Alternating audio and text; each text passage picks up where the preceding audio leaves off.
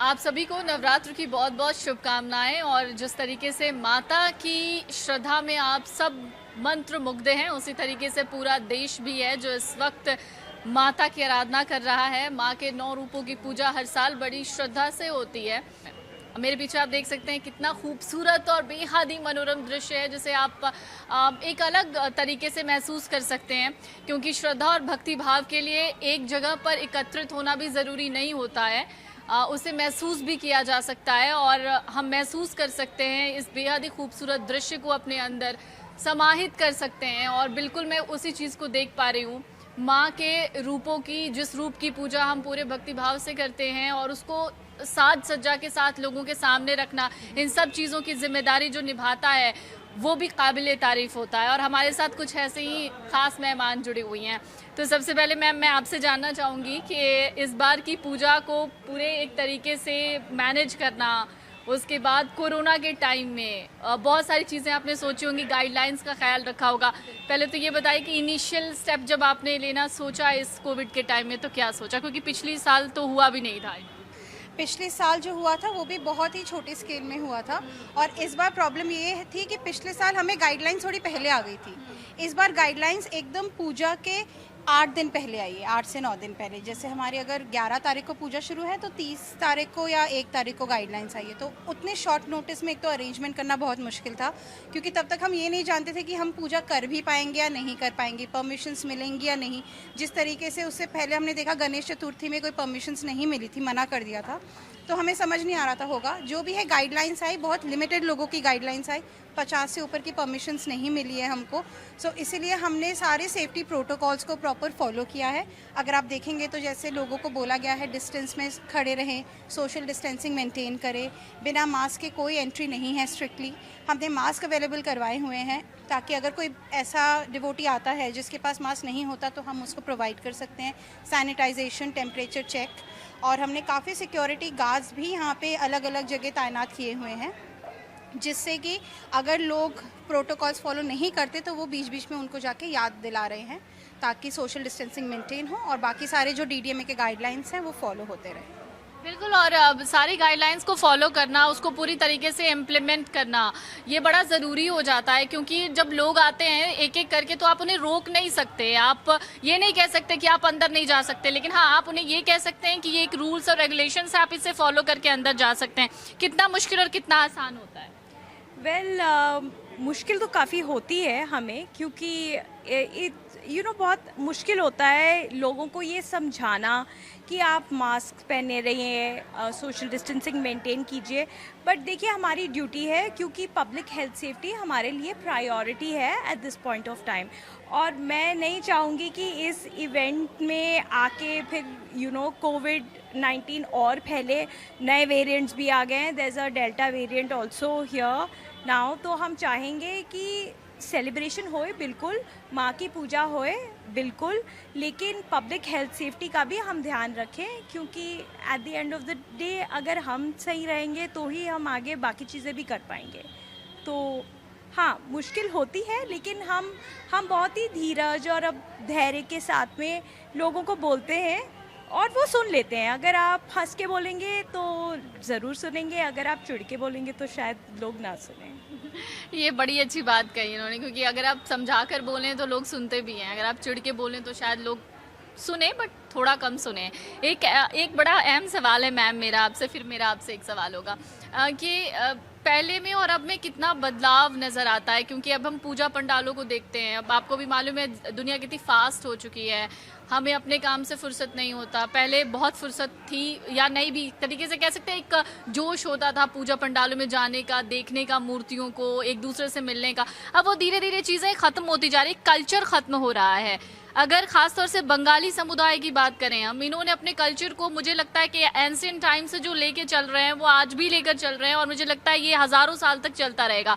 तो I think कि आप लोग बड़ा प्राउड फील करते होंगे इस चीज़ को लेकर। बिल्कुल, हम ये कर पा रहे हैं और जिस तरीके से हमारी पूजा होती है हम उसको यहाँ पर कर सकते हैं और हम कोशिश कर रहे हैं कि आगे भी करते रहे, वो हमारी कोशिश है। बट हाँ, जैसे आपने बोला, एंथुसियाज़म में बहुत फ़र्क आया है। हमें याद है हम जब छोटे होते थे हमको साल में एक ही बार कपड़े मिलते थे, शॉपिंग होती थी पूजा के टाइम पे, तब हर दिन नए कपड़े, सुबह शाम अलग। तो हम पूरे साल पूजा के वक्त का वेट करते थे नए कपड़ों के लिए। उसके बाद 1-2 महीने पहले से डांस प्रैक्टिसेस और ये सब शुरू हो जाते थे कि हम स्टेज में परफॉर्म करेंगे। अब वो एंथुसियाज़म धीरे धीरे कम हो रहा है। अब लोग एक दूसरे से कटते ज़्यादा जा रहे हैं। पहले हमें याद है लोगों के घरों पे डिनर हो जाते थे, डांस करते करते किसी के घर पहुंच गए। किसी की मम्मी को ये टेंशन नहीं होती थी, अरे इतने बच्चे आ गए क्या खिलाऊंगी, और ना कोई ये बोलता था कि इनके घर पे तो ऐसा खाना मिलता है और हम बस ये खा के आ गए। तो ना सोने की टेंशन होती थी कि एक ही जगह गद्दा बिछाया सो गए। यहाँ पर तो भैया अलग अलग 4-5 गेस्ट रूम होने चाहिए, वरना अवेलेबिलिटी नहीं होगी।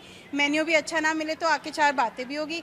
और पेरेंट्स के पास टाइम कहाँ है, क्योंकि सब बिज़ी हैं, सब अपने अपने कामों में बिज़ी है। ना बच्चों को कपड़े भी पूरे साल ही दिए जा रहे हैं, ऐसा नहीं है कि उनको पूजा की कोई एक्साइटमेंट है नए कपड़े के लिए। और जहाँ तक डांस प्रोग्राम वगैरह की बात है, पहले से बहुत ज़्यादा फ़र्क पड़ा है उस एंथुसियाज़म में, उन प्रिपरेशंस में।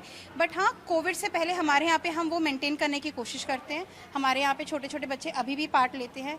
यहाँ पे डांस ऑर्गेनाइज़ किया जाता है क्योंकि हमारी सोसाइटी में यहाँ पे स्पेशल एक जगह बनाई हुई है बेसमेंट, जहाँ पर सारी डांस प्रैक्टिसेस कराई जाती है। तो हम वो मेंटेन करने की कोशिश कर रहे हैं अभी भी। अब कोविड तक तो हम नहीं कर पाए, बट इसके बाद जो होगा।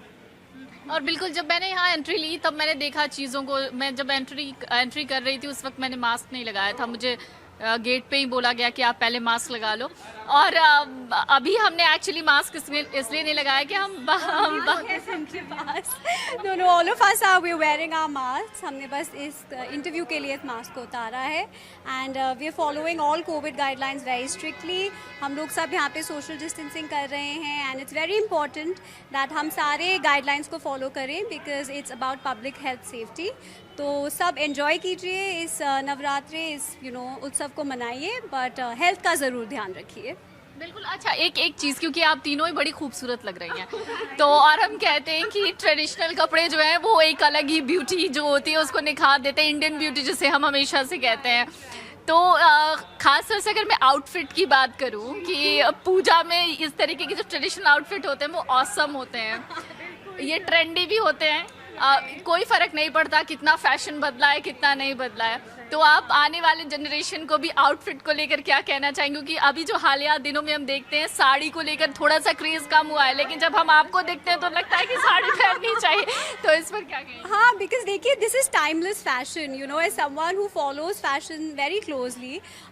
ये कुछ चीज़ें हैं जो कभी आउट ऑफ फैशन नहीं जाएंगी।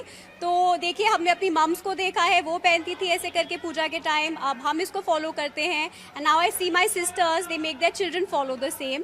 सो ये ट्रेडिशन कभी नहीं जाएगा एंड ये टाइमलेस फैशन है, तो इसकी अपनी ही खूबसूरती है। वाकई इसकी अलग ही खूबसूरती है, और ये खूबसूरती हमने एंट्री के बाद ही देखी और आप भी अभी देख पा रहे होंगे। और एक आखिरी सवाल आप लोगों से, आने वाले दिनों में और क्या कुछ नई चीज़ें करने की सोच रहे हैं? नेक्स्ट ईयर की अगर हम बात करें, दुर्गा पूजा में ही, ये तो अब 1-2 दिन और बाकी है, उसके बाद सिंदूर खेला भी होता है, उसके बाद अब नेक्स्ट ईयर की क्योंकि हम चाहते हैं अब कोविड खत्म हो जाए, तो अगले साल की प्रिपरेशन भी बिल्कुल कोविड को ध्यान में रखते हुए करेंगे आप, या फिर कुछ अलग सोच रहे हैं?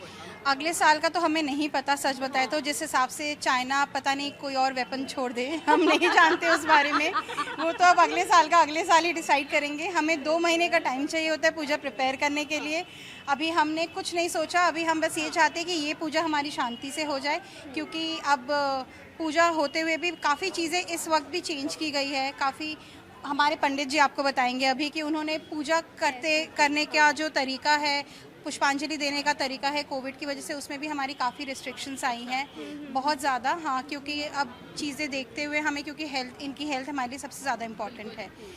और अगले साल का तो सच बताऊं कुछ नहीं, अभी बस ये 2 दिन माँ दुर्गा के अच्छे से निकल जाए। और जहाँ तक सिंदूर खेला की बात है, इस बार हमारा शायद वो भी नहीं हो पाएगा, बिकॉज जैसे हर साल हम मूर्ति करते हैं, हमने इस बार मूर्ति नहीं करी, ना हमने लास्ट ईयर करी थी, क्योंकि फिर विसर्जन का प्रॉब्लम और बहुत इश्यूज़ होते हैं। तो हमने इस बार, आप देखेंगे 3D पिक्चर है माँ की, जो हमने फ्रेम करके लगाई है।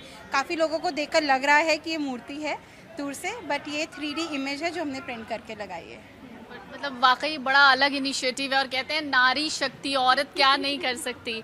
और जो हमारे साथ नारी शक्ति हैं इस वक्त, इन्होंने हर एक चीज़, नामुमकिन चीज़ को मुमकिन करने की कोशिश की। क्योंकि अक्सर हम नवरात्र में, दुर्गा पूजा में हम पंडालों में मूर्तियां देखते आए, लेकिन जैसे अभी इन्होंने बताया कि 3D पिक्चर है और वाकई दूर से ये मूर्ति जैसी ही दिख रही थी।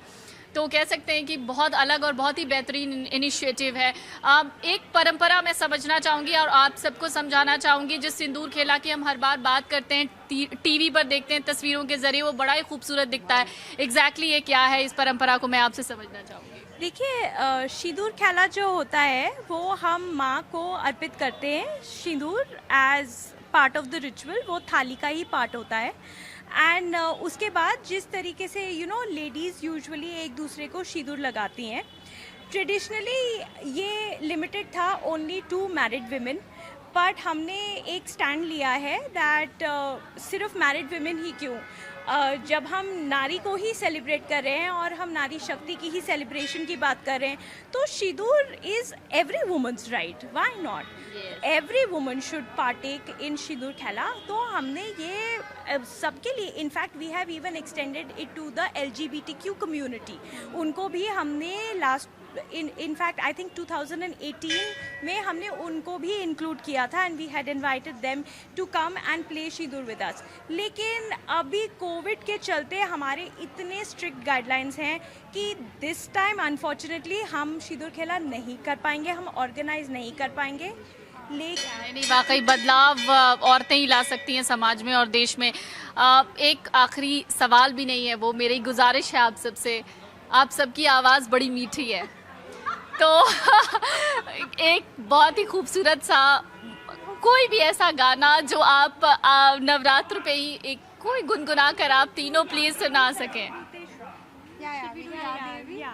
आई थिंक ये स्त्रोत जो है, आई थिंक दुर्गा स्तुति, या यही सबसे आइडियल रहेगा इस मोमेंट के लिए। सो वी कैन से या देवी सर्वभूतेषु शक्तिरूपेण संस्थिता, नमस्तस्यै नमस्तस्यै नमस्तस्यै नमो नमः।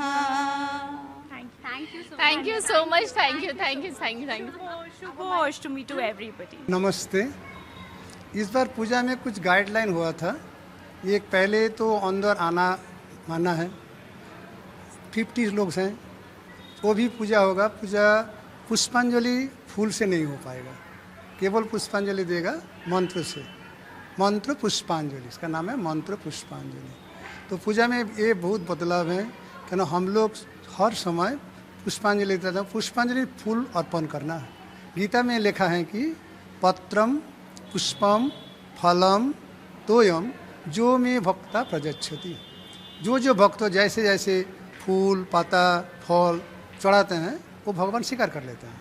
तो इस बार तो कोई फूल पत्ता चढ़ाने नहीं मिला, इसलिए मन तो दुखी है ही है सबको, हम लोग की भी मन दुखी है। किंतु उसके बावजूद ये बंगाली कवि भी लिखा है, मनो मौनो मोमो कोकोनादे, ये मन हृद पद्म, कोकोनद मने पद्म, ये भीतर से जो पद्म है, अंतर जो पद्म है, वो पद्म से माँ के समर्पण करना चाहिए। पूरा मंत्र हो गया, पूरा मंत्रों के साथ साथ मन में समर्पण किया, ये मानसिक पूजा हो गया एक प्रकार। मैं इस मंदिर पे 94 से मैं इस मंदिर में काम कर रहा हूँ और मैं यहाँ असिस्टेंट पिस्ट हिसाबे मैं काम करता हूँ। और मेरा जो ये जो भोग होता है, माँ का जो भोग चढ़ता है, वो एक्चुअली ब्राह्मण बनाता है।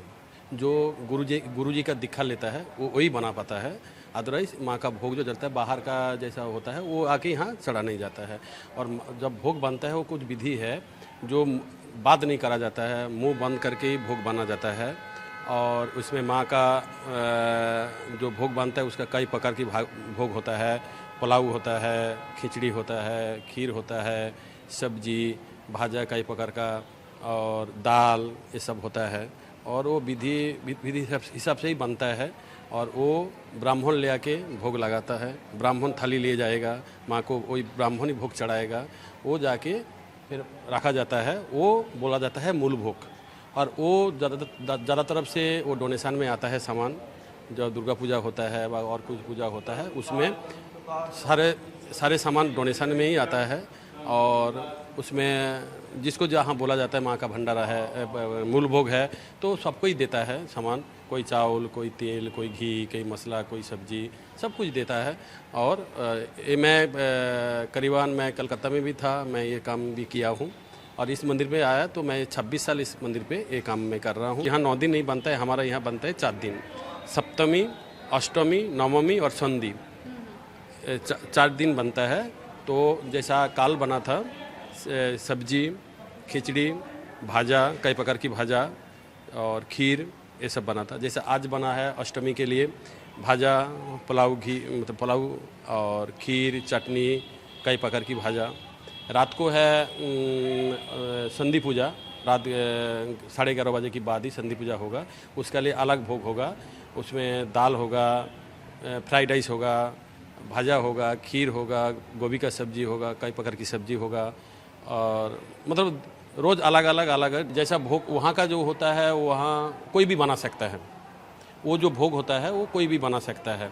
और यहाँ का जो भोग होता है माँ का जो चढ़ता है उसको बोलता है मूल भोग, जो माँ को वो चढ़ता है और वो ब्राह्मण ही बनाता है। और वहाँ कोई भी बना सकता है, कोई भी मतलब बना सकता है, यहाँ ब्राह्मण ही बनाता है, इसमें ये फर्क है। वो तो बेलपत्ती दिया जाता है, भोग जब लगता है तो बेलपत्ती दिया जाता है। नारायण जी का जब भोग लगता है उसमें तुलसी दिया जाता है। माँ काली का जब भोग लगता है बेलपत्ती और उसमें जवा का फूल दिया जाता है।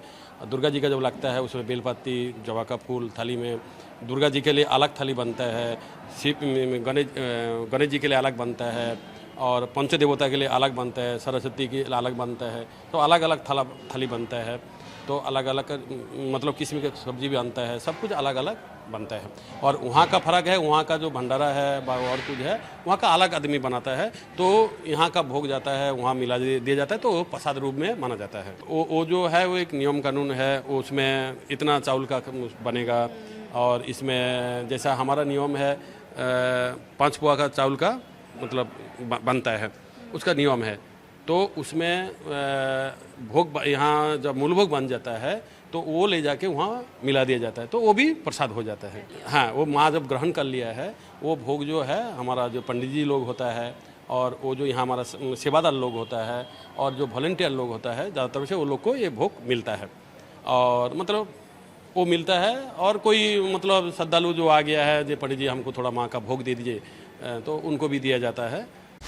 डाउनलोड करें अमर उजाला ऐप और पाएं खबरें लगातार।